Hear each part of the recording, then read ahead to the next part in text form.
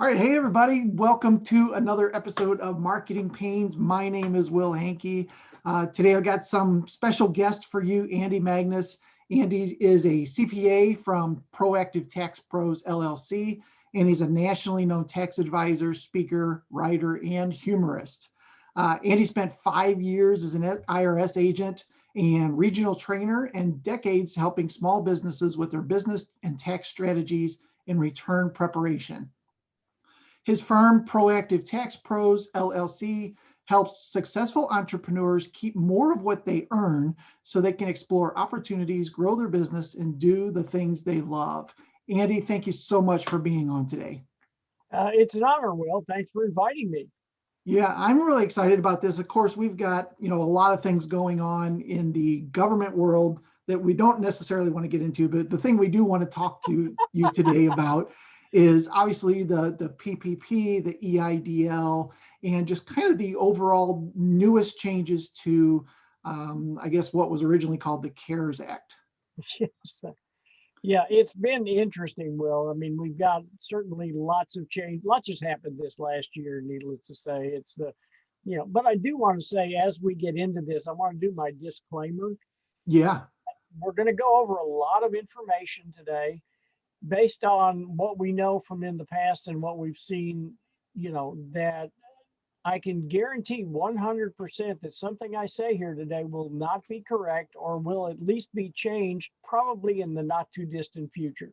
So with that disclaimer, and I recommend this is for information, this is for your information only. I mean, it's not designed to make you an expert or go, hey, this is great. It'll make you look smart in front of your hairdresser or mechanic, but other than that, it's just an awareness. So you have what you need to know to talk to your tax professional to make sure how it applies to you. yeah, that's awesome. So my many years of being in the military and then working for the government for 17 years after that, that's one thing that that no matter what somebody says, it's not final and it never will be. Yeah, the law that was passed in late December, we've already gotten the first wisdom from the SBA on last Thursday. So Crazy. So before we get into all of that stuff, can you just tell us a little bit more about your business? well, sure. At Proactive Tax Pros, we take a little different perspective on how we approach our clients' work. We take a look at the taxes, obviously, but when we take the information that our client gives us and then looks at it to see what's not there and how we can present it differently to keep from having a target painted on it by the Internal Revenue Service, which is obviously I can represent people in front of the Internal Revenue Service, but it is much better not to have to do that. Our goal is to make it like Obi-Wan Kenobi. These are not the droids you're looking for Right. for your tax return. We also do business advisory service because tax and bookkeeping is just looking backwards. And what we do is to advise our clients on what it is that they can what take a look at an analysis of what they're doing so we can see are there places we could be more profitable and also look at where do we want to go in the future, where do we want to land, what does it look like in the next 3 to 5 years. So it's looking back, but it's also looking in the present and working towards the future. Love that. And I'm assuming that's part of your name, Proactive Tax Pros. Well, proactive kind of says that it's Yeah, yeah. working in the past, it's all reactive. Yeah, And that's fantastic. I love to have somebody that you can bounce ideas off for different things. And I mean, we know everything's changing. We'll talk about a lot of that today. But it's always nice to have somebody like that on your side. what is it they say? The only thing constant is change. Right, right. Yeah, When yeah. it comes to taxes and business, especially so. Yes, yeah. Well, hey, let's jump into a little bit of the meat here and start by talking about the economy and some of the impacts of the newest changes. Well, okay, the newest changes, and again, new is relative. It could Right? be last Thursday or it could be last March. It But of course, we've dealt with, this is called the Coronavirus Response and Relief Supplemental Appropriations Act of 2021, which was, 5,500 and some odd pages, not all of which had to do with taxes. Only about 10% had to do with taxes and PPP and business related. So, it had to do with, well, let me kind of do another kind of prerequisite. Some of the things we deal with are credits and some are deductions. And there's a difference, big difference. A deduction just reduces your income. A credit reduces your tax dollar for dollar. So, on a deduction, you're only getting a percentage of savings. Credit, you're getting 100%. Okay. The thing I do want to say is we know changes are coming. We know that one thing that this act was written in words, and words are subject to interpretation, and they can be interpreted. The same words can be interpreted many, many different ways. And if you get enough experts in the room, there will be at least that many opinions plus another several. Right. Yeah, definitely makes sense. So, what were some of the big changes? What were some of the most obvious pieces of the puzzle to this? Well, okay, on the individual side, we have, of course, the stimulus that is coming out that we decided there's a lot of debate over how much that was going to be, the extension of the unemployment, and there were some deductions that were added for individuals. All those impact the individuals, but for businesses, of course, we had some changes to PPP1, some modifications, and most of those are very, very good for us. It makes life much simpler because we've been questioning what do we do next. We have the PPP2, and then we had some additional deductions come in that we're allowed, and we'll be talking about those in a bit, and then some other credits. And again, we're only going to probably go into a little more detail on the business stuff, and the personal stuff will be, if we have time, great, but I don't think we will because there's lots to go over. Yeah, yeah. So let's jump into the PPP. And know that there's kind of a second round of loans, I guess is the correct term. That's correct. So let me kind of give you a little background. The first PPP allocation was 349 billion. Then they added another 310, and this added another 284 billion, coming out to a total of almost $950 billion on this. Now, this middle allocation, the 310, has not been used. So there's more funds available than there are applicants at this point. Okay.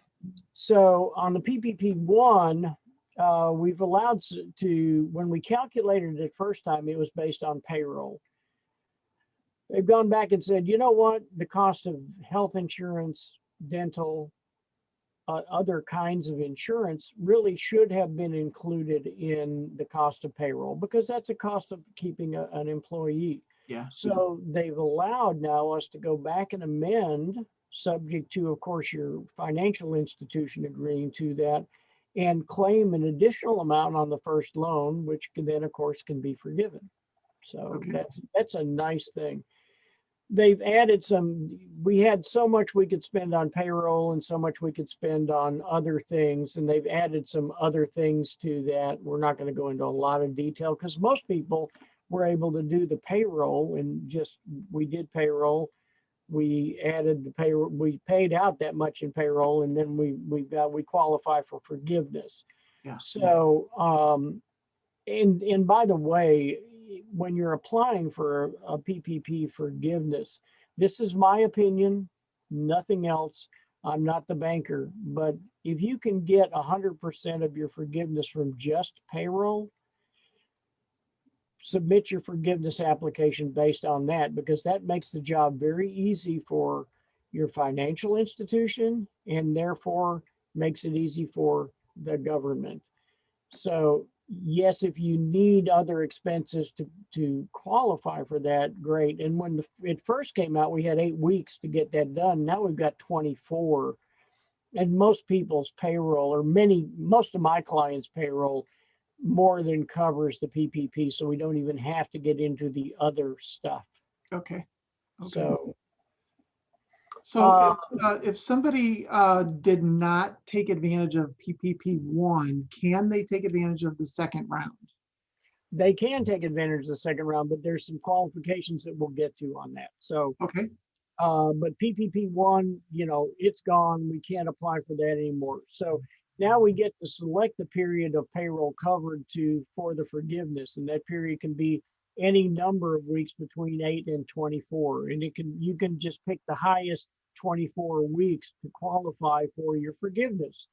That they made that very nice and simple.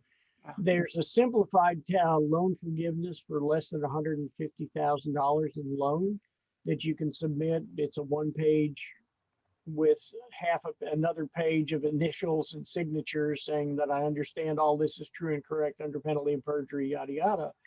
But it's much easier. And the big thing, one of the many big things is we got those that received the EIDL advance, when they first put it out, they said, apply for this EIDL loan and you get a grant and it came in as in $1,000 increments. And originally that was to reduce the amount that could be forgiven. Under the latest act, the money you got on the EIDL loan as an advance is a gift. You don't have to offset. You can still get everything forgiven on the PPP loan, that's huge for a lot of people. There's also some changes there's some safe harbors on the number of employees, number of substantially full-time employees that you have. So there's some greater flexibility on that. And there's a credit, an employee retention credit. You can't use the same wages for the credit and for the PPP forgiveness. The other huge thing is Congress came out first on the PPP and said, you know what?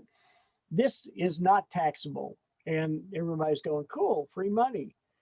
But the IRS came in their infinite wisdom, and IRS and Congress both have infinite wisdom, he said with his tongue in his cheek. yeah, That's great. You don't have to include it in income, but since you're paying expenses with income that's not taxable, you don't get the deduction. Well, this solidified that you get both free money and get to take the deductions. That's huge. that's awesome. That was going to make a huge impact for a lot of people. So Good, good. And the main purpose of all of this really is just to help businesses, first of all, get through the economic downturn, if you will, be able to keep their employees, right? Keep paying people. And you're basically just drawing against that loan that could then be forgiven down the road. that's correct. They're just what their goal is, and who knows what Congress's intention is, but allegedly their intention is that we want to keep people paid. It's why Yeah. it's called PPP, stands for the Payroll Protection Program. They want to protect people's income so they can continue to be paid, so that again it's not as much of a drain on the government. So the government's basically underwriting wages, and I think basically that's a good thing. Yeah, that's great. Okay. So is there anything else that we didn't cover that we need to cover for PPP one? Oh, I'm sure there's more than we could cover. Yeah. How Yeah. many hours do you have? Yeah. No, okay. All right. So let me rephrase my question. For people who are watching this or listening to this on the podcast now, what is some information that they need to get started, and what is their first action step? Um, okay, as far as the PPP one, or there's the PPP one. Really, the action steps you take now is to get your forgiveness. You pick your best 24 months of payroll. It's kind of on a window that moves, and you look for the best 24 months, the most payroll you have, to offset as much of the loan as you can. Got it. Okay. If somebody's had to reduce payroll, you clearly are going to have some, you may have to pay some of it back. So the idea is you take the amount of the loan that you got, you compare it to the payroll you've made in the 24 months. And then again, to determine, have you got enough payroll?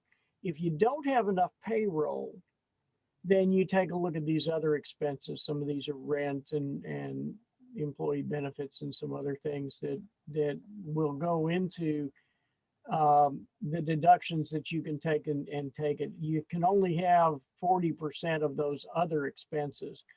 But the key is keep good records on it and go back and make sure you can document it.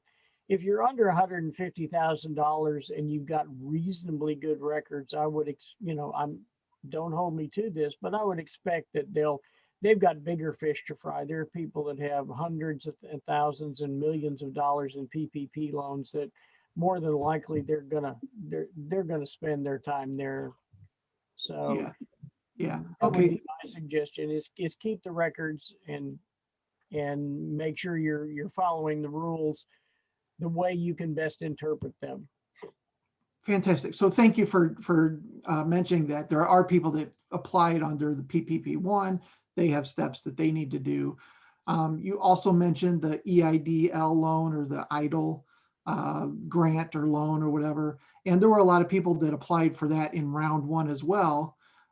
Is there anything else that those people need to do for that money, or is it just considered a gift, like you said? The grant, this was when it first came out, they said, free money. It didn't say exactly that, but it says you can apply for an advance on the EIDL loan and we'll give it out to you pretty quickly, which again, pretty quickly has got a number of definitions. It doesn't always match between different people. Yeah. And so if you got those funds, and like I say, those were all in even thousands of dollars, then, originally you had to offset the amount to be forgiven by that advance. Now, no, you don't have to. So you get the money from the advance and the PPP money that's forgiven tax-free.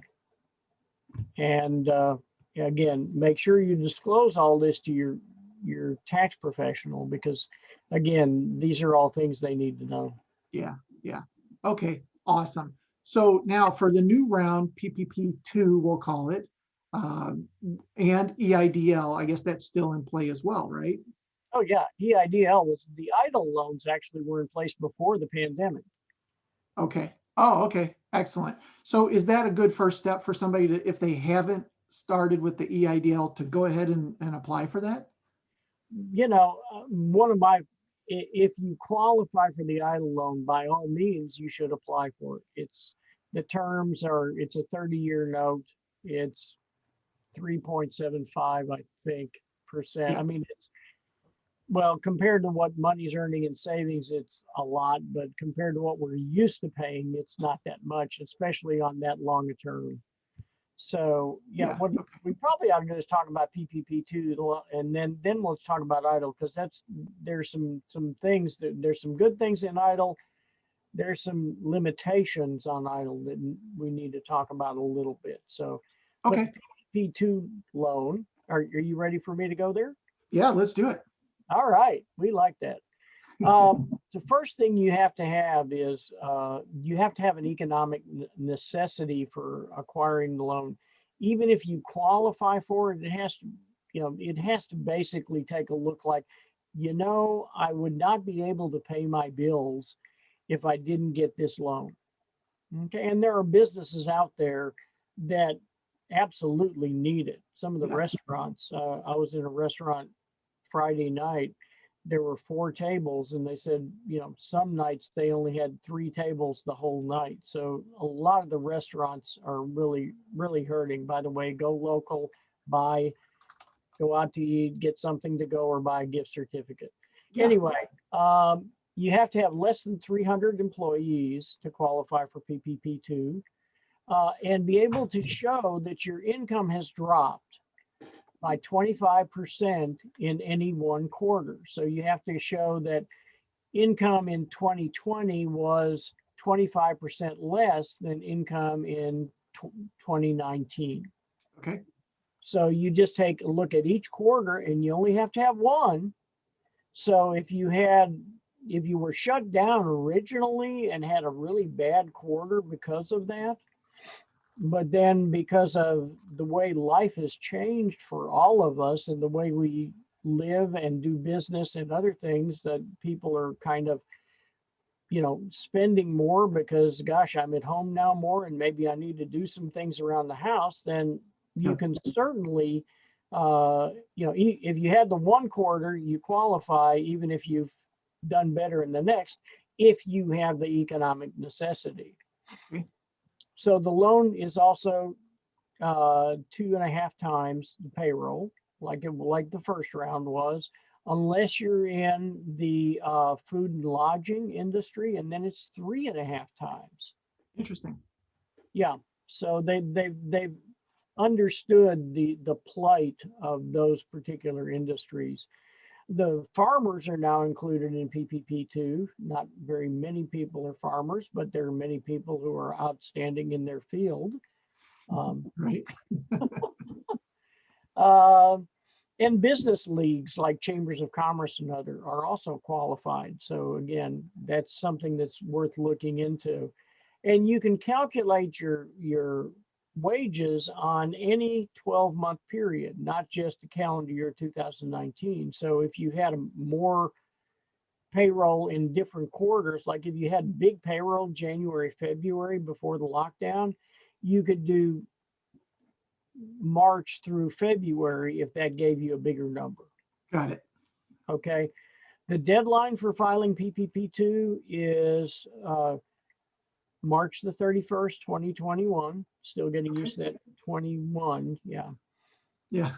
And so anyway, those are kind of the general rules. It's the form is very much the same. It depends on there is a standard form, and then each lending institution, since the loan comes from the bank in the PPP loans, it doesn't come from SBA. SBA just guarantees it. Each bank has their own rules. So when we're dealing with forgiveness for our clients, we've got different rules for different financial institutions, and everybody has different opinions about what their board thinks they need. Yeah. So, Okay. what I'm going back to the PPP one, what we're doing with our clients, even though they're in the lower section of the loans, we're sending Form 941s, the quarterly payroll tax reports, and a payroll register in with the forgiveness application. So that gives the bank something to look at. Again, it gives them documentation. This is the detail that they need. Yeah. But again, the So bank wants something entirely different. I'm not speaking for any bank. So right. institution. So you mentioned that the end of March is the time frame that you have to apply for this. I remember hearing a lot around the first round that they were running out of money. Is that going to be a thing this time? And if so, should we assumingly apply sooner than later? Well, anytime you have money available to you, it's always good advice to file sooner than later. Okay. Yeah. Okay. My crystal ball's broken. I don't know if they're going to run out of money, but again, they didn't use the second round, so I'm not sure whether they can get into that or not. Right. That all has to do with appropriations and stuff of which I know nothing. Okay. Fair enough. Another question. I heard that you can apply for PPP and you don't have to send in the documentation to prove it originally. And you have to prove it when you ask for the forgiveness. Is that the correct kind of way that it goes? As far as the reduction in income, right? The second form has fill in the blanks of this is what my income was in this quarter in 2019. Here's what it was in 2020. They don't ask for any documentation on that. They could, but they don't ask for it with the application. It's again a very simple application like the first one was. And then of course they'll change the rules on how they interpret it like they did in the past. The first round, I mean, we got changes pretty much every week in interpretations by the SBA, and those of us who are working out in with the clients and actually, working with the actual records and things. I mean, it was like trying to drive your car down the road while you're still building it.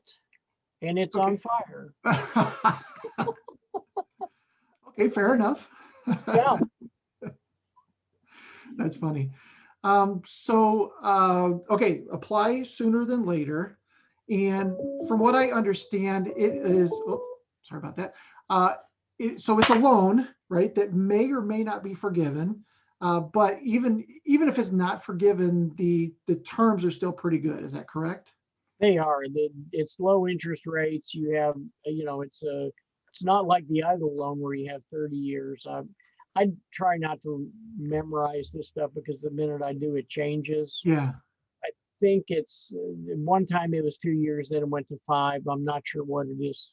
So, but I mean, there's an extended, and it's a very low interest rate. I think it's maybe 1% or something like that. Yeah. Okay. Again, So at the worst, if you're not able to qualify for the forgiveness, it's still a 1 or 2% loan, right, for your yeah, business? it's an amazing loan, and for those that are really struggling, they're probably having difficulty qualifying for loans right now anyhow. So it's a great deal. Yes. Okay. Awesome. Once somebody applies and they would apply through a financial institution, their credit union, their bank, something like that, it's not something you go through the government to do. Is that correct? No, you do not. You go Okay. through the bank approves the loan, then the government has to obviously put their blessing on it. But no, you don't. It's done through the banks, and the loan comes from the bank. It's Okay. not a loan from SBA funds at all. SBA just pays it off once the forgiveness is given. Got it. Got it. Okay. And once you apply for forgiveness, by the way, the financial institution has 2 months to approve it, which is why I say make it easy for the financial institution to approve. And then they send it off to the SBA, who has 3 months to approve it. Wow. Okay. Right. Great. So And you're gonna be sitting around for a while waiting. well, it could be, and knowing the government, and if you do it quickly and easily, it could go much, much faster. But again, you make it easy, so again, it's like, okay, good, go. Yeah. Yeah. Okay. Awesome. Anything else we need to cover on the PPP2 version?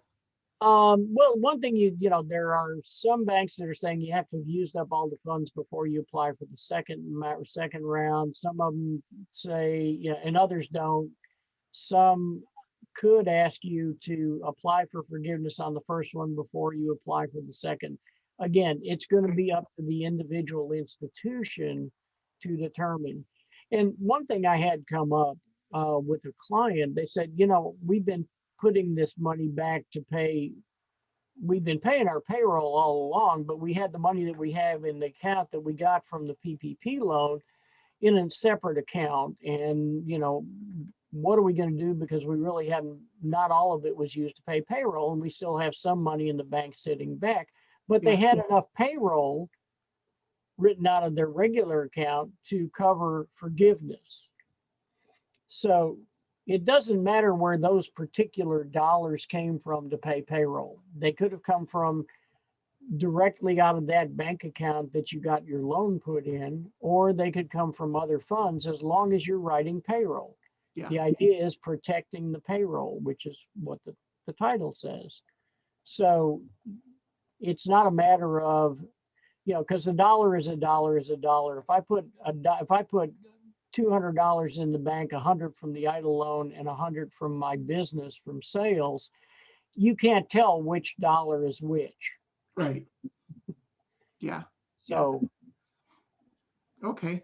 Does the PPP process, is there a limit as far as can solopreneurs apply for this, or does it have to be a business of a certain size? I know you said under 300, but can solopreneurs apply as well? absolutely, absolutely. It applies for not only Schedule C sole proprietors, but it applies for partnerships and corporations. Okay. Okay. And again, the big piece of this is just having payroll documentation in place. Correct. Well, an individual sole proprietor is not going to have payroll, but if you go from what your net income, what you paid self-employment tax on in Yeah. 2019 is pretty much what you're going to use And if you have both a Schedule C, which is the sole proprietor, and payroll, you get to take both. Okay, So interesting. again, consult your advisor, your financial and tax advisor. Right, right. Awesome. Thank you. This is fantastic information. Okay, let's chat about EIDL, or EIDL. I know you've talked about that a couple times. The first time around, I applied and was approved. And now I learned today that maybe that was a gift. That's fantastic. But I know that that is something that can kind of stimulate short-term help for a business. How should they get started with that? Okay, on the EIDL loan, it's an economic injury disaster loan. Okay. In the biz, we call it the EIDL loan. Okay. And you basically go to the SBA site. This loan comes from the SBA, not from your banker, and it goes through a regular approval process. So many people, like for me, I applied for an EIDL loan when it first came out and said, we'll give you an advance of up to $10,000. You may have, a lot of people looked at that and jumped on it and said, oh, $10,000 advance. Well, it's up to, it's kind of like you may be a winner on the Publishers Clearinghouse. It doesn't mean you got it. Right. Okay. Yeah. So again, you just have to, you apply for the loan. They pretty much determine how much you qualify for. Because I applied for the grant and then they sent me, you qualified for this loan. Do you want it? Went, okay. So it's All right. again, go to the SBA website, make sure you look, there are some, number one, you have to need the loan. Again, you got to be, this is how we're making payroll, this not payroll size, but this is how we're making our expenses. It's not, gosh, I got this loan, I qualify for this loan. But the question is, do you have the economic necessity for it? If you Okay. can show that, then by all means, it's a good deal. But there are some downsides to it also. There's some restrictions that are in the loan on how you can use those funds, whether you can move your business. You can't pay bonuses without SBA approval. I mean, these things can be done, but they're not guaranteed. Just again, we're dealing with the government and no telling what length of time it's going to take to get approval. So, if you're making having a remarkable year and you want to make extra distributions out to the owner, you got to ask the SBA. So there's and then in some of my continuing education, they even we talk about whistleblowers and what that is. If somebody that's working for you or somebody that you know sees that you've got an EIDL loan for some reason, you talked about it, and you really don't need it, guess what? They can whistleblow on that and get a reward. Oh, geez. So just, like I say, make sure you need the loan, make sure, and document it, at least document the logic. And again, go to your advisor and make sure that you've got all the documents that you need. So just be aware of those things. It's not all gravy. There's some bones in there too. Okay. But that loan is not specific for payroll, right? You can use that for daily expenses to keep your business going. Pay your rent. If the money's not coming in to pay your rent, you can use that for rent. The PPP Okay. loan could be used for rent, but not, if you don't need, if you can use it for payroll, all the better because it's cleaner. Yeah. You Yeah. know what I'm saying? Got But it. it can be used for anything. It can't be, oh, I'm going to go buy a Maserati. No, that's not what an EIDL loan is for. Darn it. I know, it's disappointing. All right. Scratch that off my list. All right. Any other changes that are going to impact businesses around that? Well, on top of PPP 1 and PPP 2, we've also got an ability to defer payroll taxes. So if you're really struggling paying your bills, there's an opportunity to defer the payment of the payroll taxes until they just changed it to 1/1/22. So without interest and penalty. So if you Oh, need to, I don't recommend it to people. If you could pay the payroll taxes, by all means, because those are, playing catch up on payroll taxes. Anybody who's done that will tell you it's not easy once you get behind, yeah. but it's available. I was talking to a client about that this morning. There's the credit for family and sick leave, the Family First, Act said there's a credit for sick and family leave that's been extended. Okay. So in 2021, they wanted to help the restaurants out. So meals that are business related meals purchased from a restaurant are 100% deductible this year instead of the 50% we've gotten in the past. Interesting. And I think last year it was 0, right? No, entertainment is 0. Oh, the entertainment is 0. Yeah, meals is still 50%. Entertainment is still not on the table. So Okay. Okay. So so meals has changed. That's interesting. yeah, that was kind of we'll help out the restaurants. I guess it was. Yeah, it's great. If we can understand congressional logic, that would seem to make sense. Yeah. Yeah. Okay. Okay. Awesome. There's an employee retention credit. So where if you retain employees, this is not a simple calculation, but it is available that you can actually get a credit, which is a direct reduction of your tax for wages that you paid if you meet certain qualifications. We're not going to go into that today, but just know you can't use the employee retention credit wages that you pay for the same wages that you did for the forgiveness of your PPP loan. Got it. Okay. Okay. Yep. And then those in the medical community, there's Medicare fees have been increased by 3.75%, and there's an HHS provider relief fund that's helping some of the medical people with this craziness they've had to deal with. I wouldn't want to be in the medical field. Right. Yeah. I didn't want to begin with, but especially now. Yeah. Yeah.